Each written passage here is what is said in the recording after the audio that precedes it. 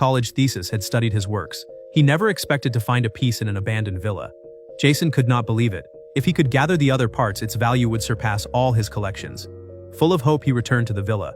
But even after the sales list was finished, the mysterious client still did not appear.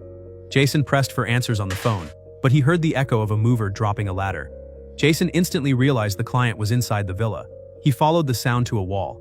Curious, he pressed his eye to a hole in the wall and found someone on the other side watching him. To figure out the client's situation, Jason invited the butler to a restaurant. After using his charm, the butler finally told the truth. It turned out his master lived inside the wall. She was born autistic and refused to meet people. After her father died, she locked herself in the chamber. After finishing the antique handover, Jason was ready to leave with his men. But the old butler hurried to stop him. He said Ellie had ordered a key to be made, allowing Jason to enter the villa at any time. This act stirred Jason's heart. He remembered that glance through the wall. Jason, who had never loved in 40 years, began to feel hope. From then on, Jason often came to the villa, while collecting mechanical parts. He also bought daily items for Ellie, until one day he found a pool of blood on the floor. Jason rushed to the wall. Ellie explained she had pricked her foot by accident, but no matter how Jason urged, she refused to go to the hospital. At that moment, Jason's curiosity piqued.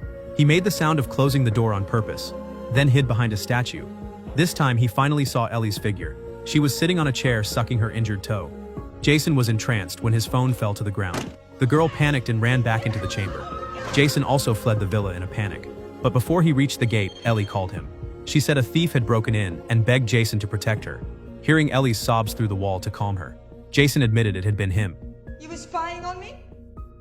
You were spying on me? Get out! I want nothing more to do with you! Get out!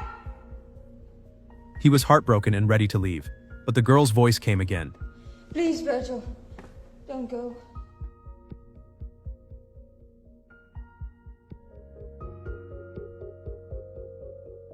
Jason could not believe Ellie had stepped out of the chamber for him.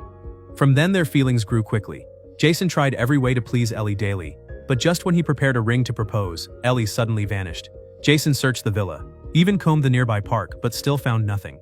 He worried for Ellie constantly, and kept making mistakes at work.